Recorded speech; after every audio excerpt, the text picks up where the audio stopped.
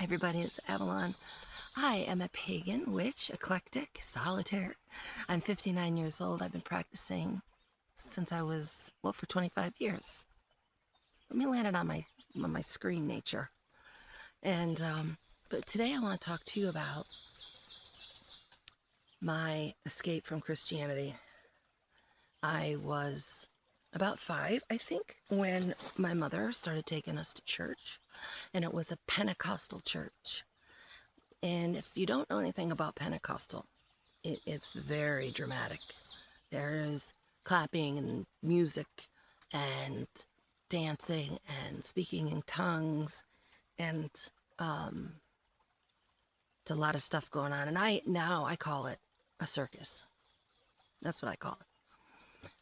But so I never thought, I hated going to church, and I never thought that the stories they told were, that they didn't make sense. So I hated going to church. We went Sunday morning, Sunday night, Wednesday night, and it was a very strict thing. It didn't fit me, and I didn't know why, and I was taught that that's the only way that was the only way there was. And I just didn't fit. It was like a square peg in a round hole. And I couldn't figure out. I would cry and I would pray, and as I got older, I would pray and I would cry and I would study the Bible and trying to find that one missing piece that would lead me to God. And for 35 years, 35-ish, I lived that life of struggle, crying, heartbreak. One of the things that I want to talk to you about, though, is when I was little, the bus dropped us off and there was nobody home. My grandmother lived near us. There was nobody home. And I was like little. So Mima wasn't home. I went up to my house and nobody was home there. And I started panicking, thinking that the rapture had happened and I was left behind. And I remember running through the neighborhood looking for them and thinking that I was left behind. And the trauma from that, as you can tell, makes me still emotional. It was terrifying.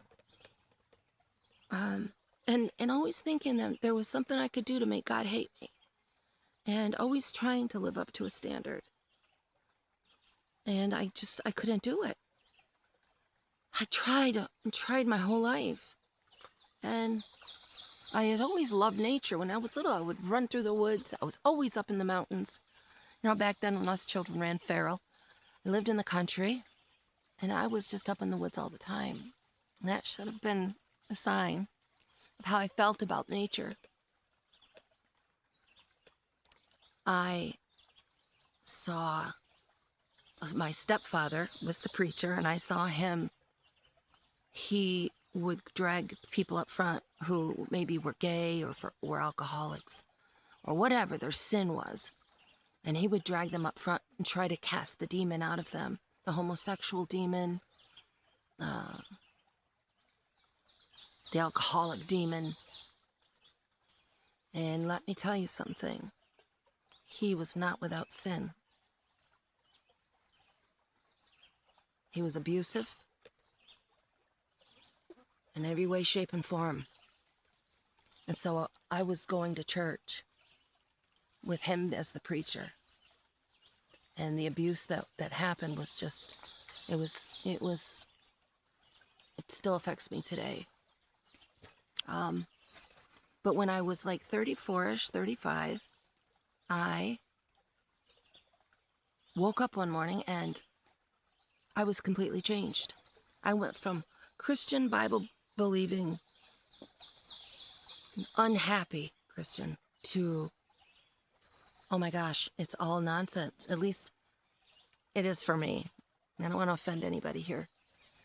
But for me, I realized that it was all nonsense and that I'm a pagan. I didn't even know what pagan meant.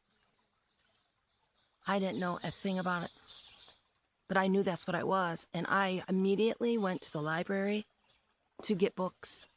I went to a bookshop down on the corner and tried to find a book on paganism, and I did. I found a solitary witch or something it was called, and I was like, witch, I'm not, oh my God, this is crazy.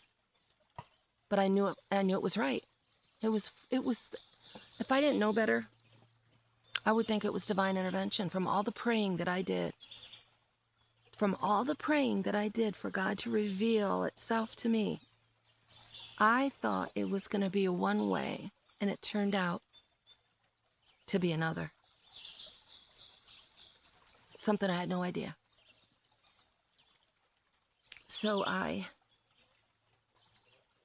knew it was going to be an issue. I had all these people, my family, all these people around me that were going to flip their lid.